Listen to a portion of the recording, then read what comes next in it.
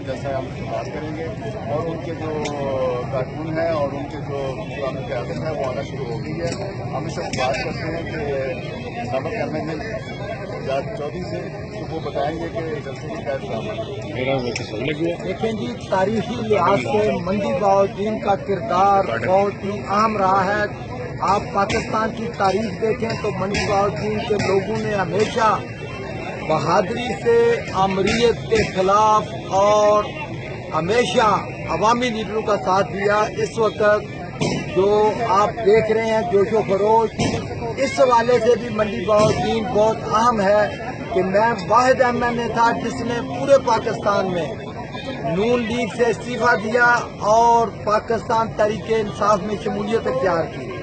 تو اس حوالے سے آپ دیکھیں کہ جو جوش و خروش ہے، وہ جو تاریخی جلسہ ہوگا وہ پاکستان کی جو منڈی بہاؤالدین کی سیاسی تاریخ ہے اس کا سب سے بڑا جلسہ ہوگا انشاءاللہ تعالی.